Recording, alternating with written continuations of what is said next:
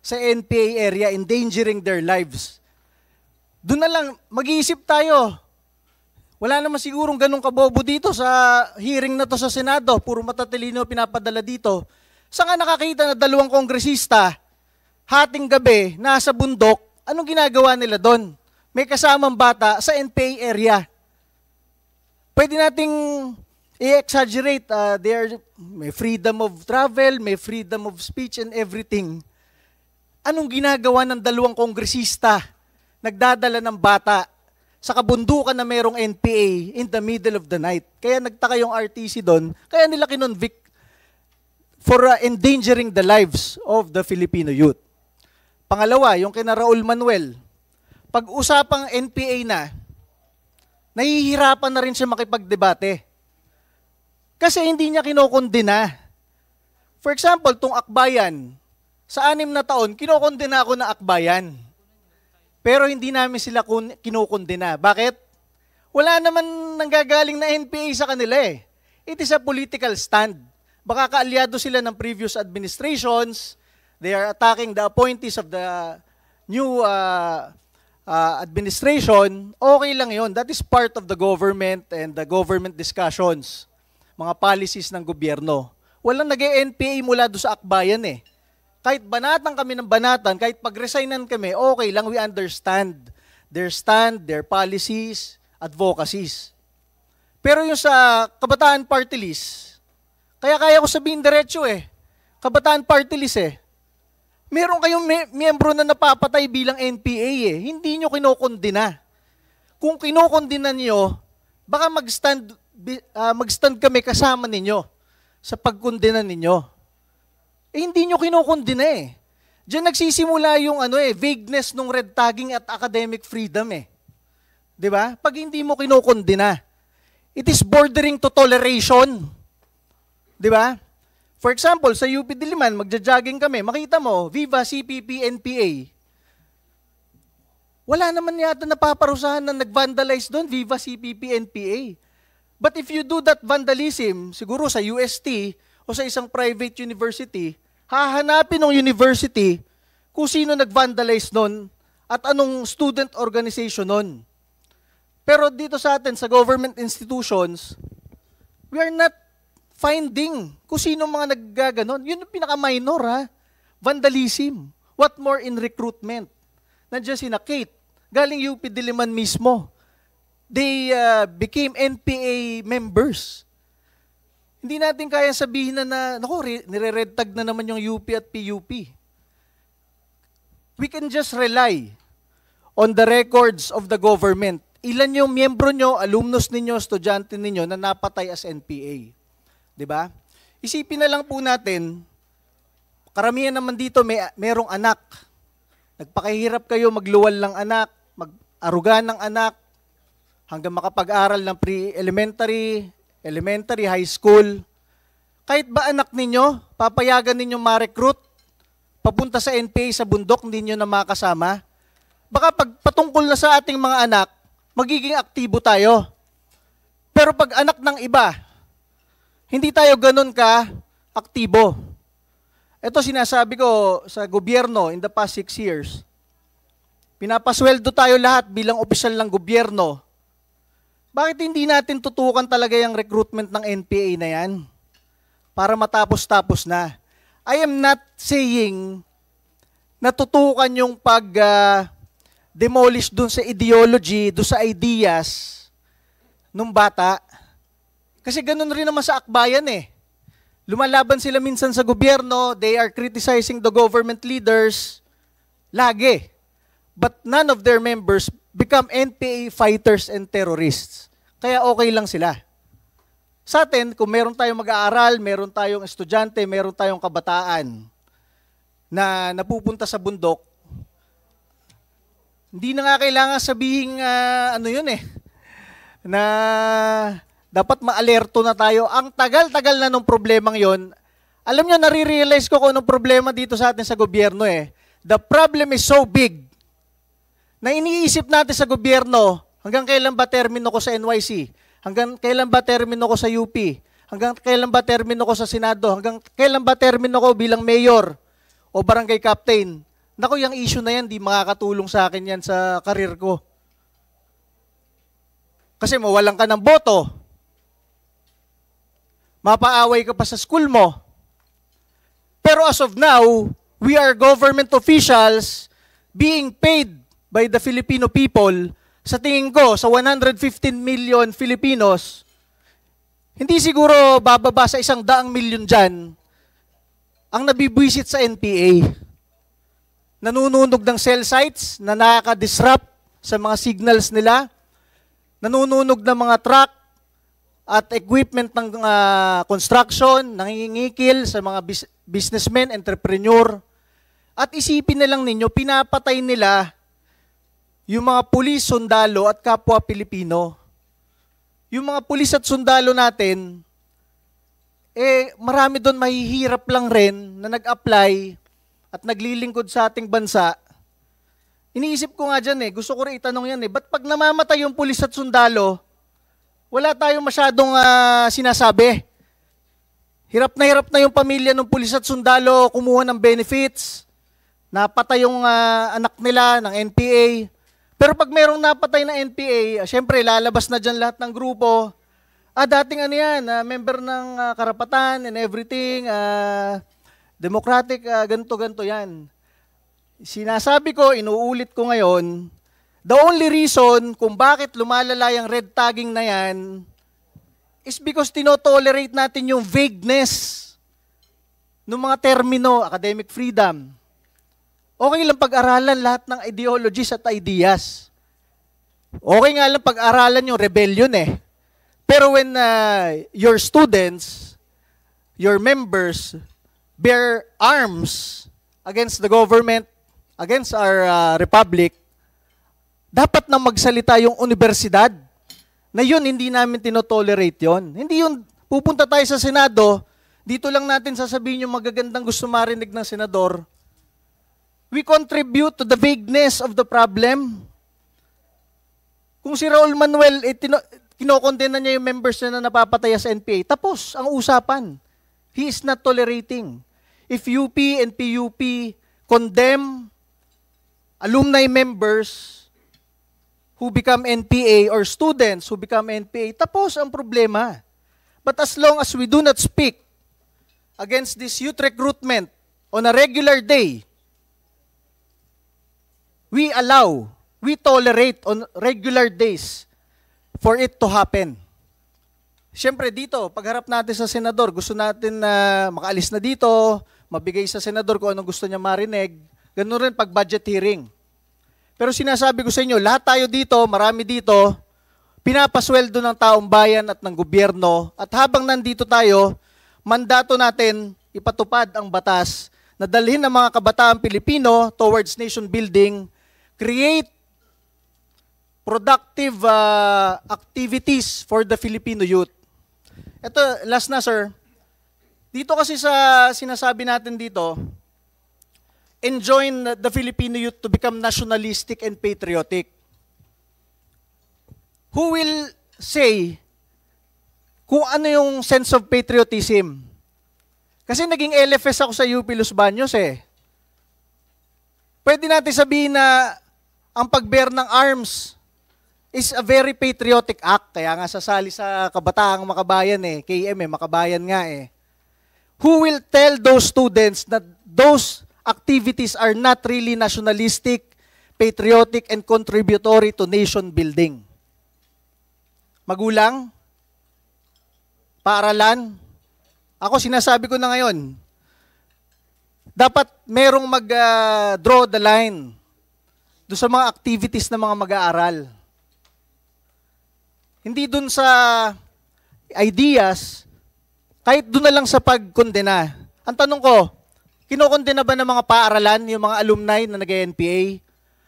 And lastly, bakit sa lahat ng state colleges and universities, bakit meron tayong D&D accord with UP and PUP?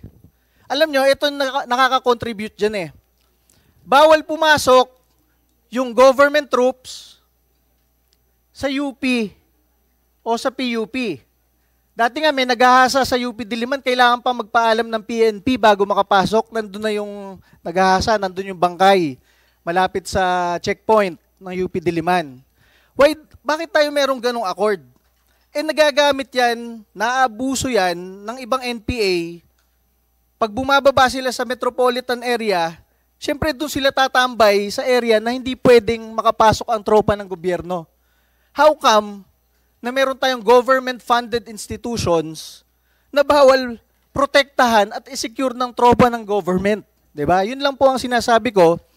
And yun po, madami ako masabi dyan. Kaya lang for the past 6 years, talagang pagod na ako dito sa issue na ito. At tinuturo na nga ng mga dating rebelde, nagaling rin sila dito sa school natin, ayaw pa natin talagang tutukan kung sino yung nagre-recruit dun mismo sa campuses natin. Yun lang po.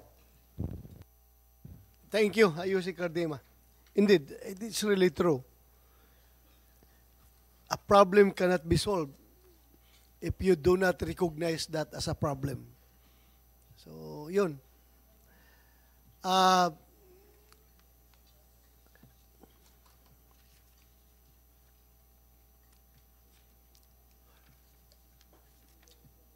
Pwede natin pakinggan si Bobby Sibiliano. Ito yung father ng latest na nawawala na estudyante ng UP Los Baños. You have the floor, Bobby, please.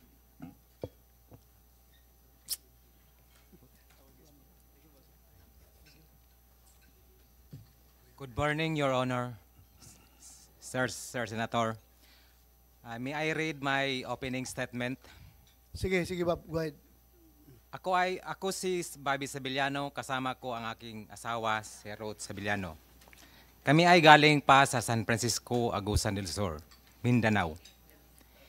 Iniwan namin ang 3 bata namin, mga anak, para pumunta dito sa Senado. Dahil wala na kaming matakbuhan. Desperado na kami, nawawala na kami ng pag-asa.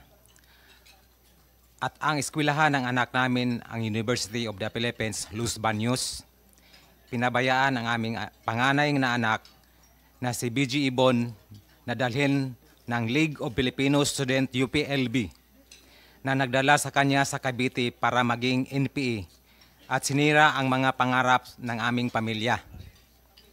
The first time na nakausap ko ang high official sa UPLB, ang sabi sa akin na kung ano ang gustong gawin ng estudyante, hindi nila pipigilan dahil nasa tamang edad na sila. Freedom of expression daw yon, sabi sa akin. Hindi naman saklaw ang dormer at estudyante kung kung nasa labas ng dorm at sa klase. Dahil adult na sila. That's why the logo of UPLB ay walang saplot. Ang ibig sabihin, malayang maka-express ang mga estudyante sa labas ng dorm at sa klase.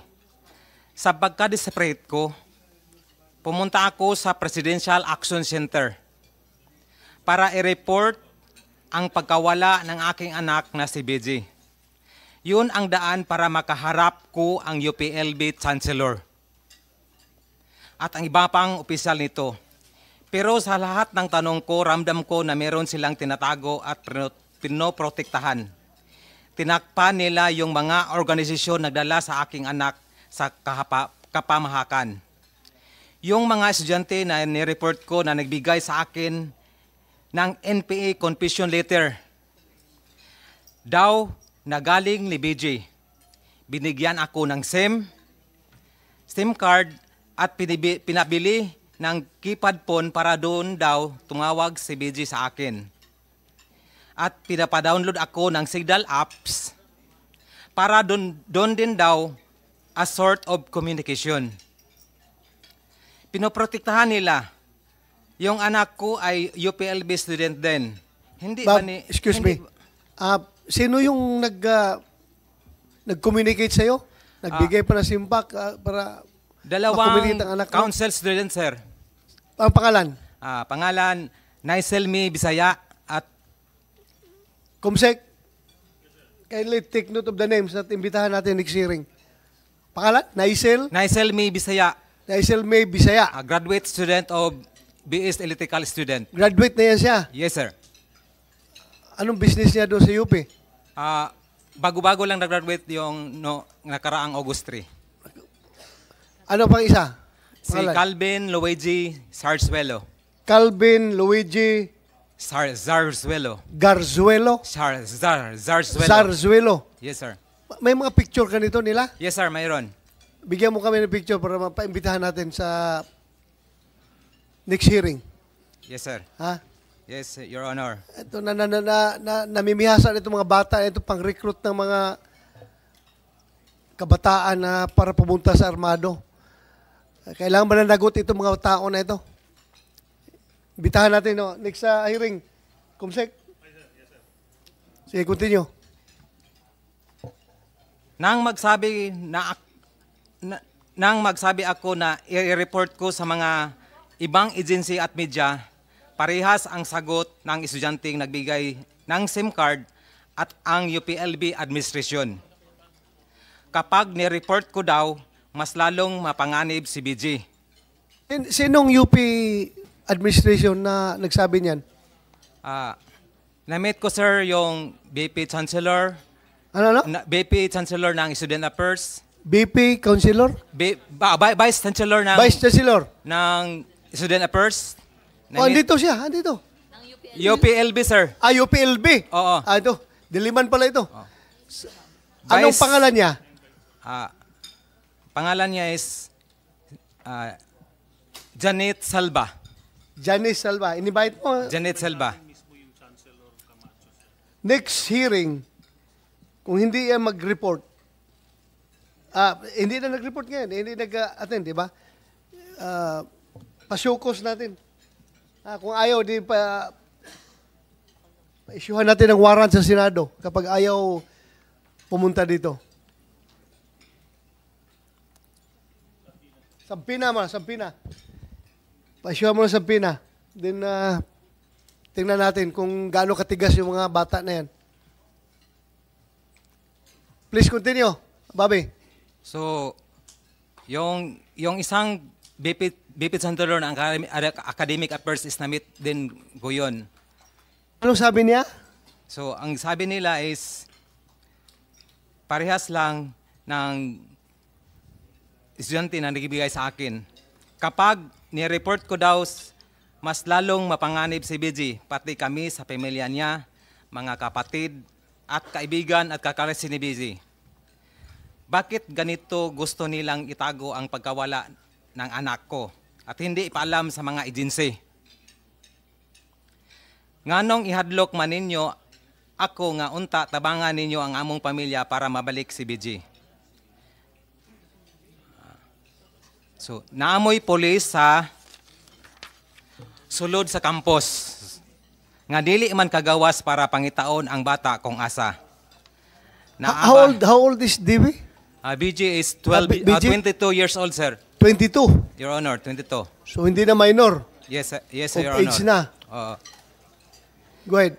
Nag-promise sila na puntahan ang grupo, ang kilusan, nandoon, nag-community works ang aking anak para panaugon at bababain si BJ. Kahibalo di ay mo kung asa pangitaon ang mga estudyante kung mamising. Bakit hindi nyo ginawa nung hindi na nag-attend ng klase yung bata last March? Baka nasib pa natin si BJ para hindi mag-NPA. Nganong ang faculty ang makighangyo sa student organization para ipagawas ang anak ko. Dili ba kamo ang otoridad o kamo nay karon ang sunod-sunod na lang sa mga nag-recruit kay BJ? Sa UPLB administration, nagsalig mi kaninyo nga sa pag-eskwela ni BJ Ibon sa UPLB, mahimong maayo ang iyang kaugalingon. Safety unta Bob, siya. sandali. Pwede mo itagalog. Huwag mo ibisaya. Kung kaya mo itagalog, ha? Sige, okay, Kasi, sir. para maintindihan kasi nire-record yan dito. Please. Paningkamot lang, magtagalog. Sa UPLB administration,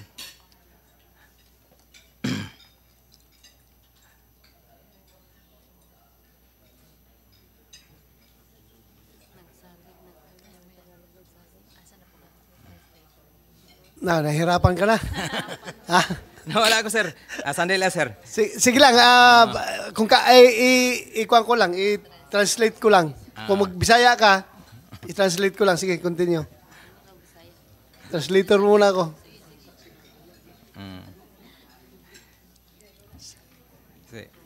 Sa UP administrations, nagsalig mininyo nga sa pag-eskwela ni BG Ibon sa UPLB mahimong maayo ang iyang kaugalingon. Puhunong sa... I trust... Hinto muna. Sa UP administration, nagtiwala ako sa inyo na yung pag-aaral... Ano pangalan ng anak mo? BG Ibon. BG.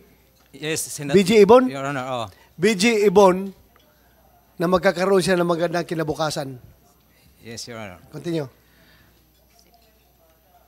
Safety unta si BG kay dormers man sa Wowens Residence Hall sa sulod sa UPLB campus. Safe sana Safe. si BG Ibon dahil naka-dorm siya sa loob ng UP campus. Pero hindi pala safe. Hindi pala safe kasi nawala. Sige, go ahead. Kasi yung March 23 ng hapon, hindi na nakabalik si BG sa dorm. Galing, pumunta ng isyo ng 2 p.m. pero hindi na nakabalik. Sa nga gihimo sa UPLB para ipabalo sa kanamo. Walang notice na binigay ng, walang tawag na binigay ng women's dorm or UPLB administration na nawala na aking anak since March 25 pa. Even tumatawag, tumatsat sa akin kasi sa Form A ng Women's Residence Hall, nandyan ang aking name, contact number in case of emergency sa aking anak. Break muna. Professor Agpawa, pasensya ka na, wala dito UPLB. UP Diliman lang muna tanungin ko, at least this is pertaining to student affairs. Meron ba kayong pulisiya na kapag ang estudyante ay hindi na pumapasok? In her case, March pa, nawala ang bata. Yes, hindi na Your pumapasok. Honor. Yes, Your Honor. March pa. Hanggang lately lang, wala man lang ginawa ang school na makita sana ng teacher, hindi na pumapasok. Dapat i-refer ito sa administration and the administration will call up the parents na ang anak nyo hindi na pumapasok. Wala ba tayong ganong pulisiya? You have the floor. Yeah. Dali lang, Baba. Yes. Thank you, Senator. I may only be able to speak for UP Diliman Chancellor, but Senator, but we have that policy. In fact, we are increasing our means to establish links with the parents, guardians of our students. Usually, ang naka-indicate lang sa mga student profile nila yung parents. But because we have students who come from every nook and cranny of the country, ang nilalagay kasi nilang mga pangalan, kapag may emergency, either hindi makontak dahil walang signal sa lugar, o mahirap papuntahin sa Maynila upang tumugon doon sa concern ng anak. So we've been trying to get our students to also identify the names of their closest relatives in the metro. Minsan nga kahit yung significant other nila o kaibigan, para siguradong meron kaming ma-inform o ma-contact kapag may mga instances na, in this case, nawawala, or in more common instances, pag nagkakaroon ng mental health concern yung mga estudyante, which is a prevalent concern among our students these days. Thank you. So, konti lang ko siguro, Senator, before the implementation of the data privacy law, actually malaya nga yung universities dati to inform the parents of their children's grades. Dahil lalo pa ho nun, minors pa, so okay lang magpadala. But with the implementation of the law, of the said law, hindi na ho siya naging feasible unless ho, hingan din ng permit, ng consent yung student na mabigyan ng copy ng grades yung kanyang mga magulang. But what I'm saying, Senator, is that I think that's an added layer of I wouldn't really say a concern, pero added layer dun sa hirap din na ma-inform yung parents. But there are exceptions really. Halimbawa ho, pag may mga life and death, threatening situations. Covered, meron bang taga-data privacy commission dito? Covered pala yan? Yung bawal i-share sa parents yung grades ng anak na ako nagbabayad ng aking tuition fee ng anak ko. Hindi ko alam kung ano ng performance ng anak ko. Pero anyway, you know the law. Yes. That's the law. Provided ba yan ng Senator. Data Privacy Act? Wala Yes, tayong Senator. magawa kung gano'n yun. Pero for us parents, di ba, parang I very know. I understand. ironic. If Go I ahead. may continue po, Senator. Pero as I was saying, may mga exceptions. Gaya ho pag may life and death situation, I think it's basic that we go ahead and inform the parents, the relatives, or the guardians of our students kapag may ganong instance na life-threatening. Or in some other instances, pag nawawala nga ho yung estudyante. Okay, thank you. Thank you very much.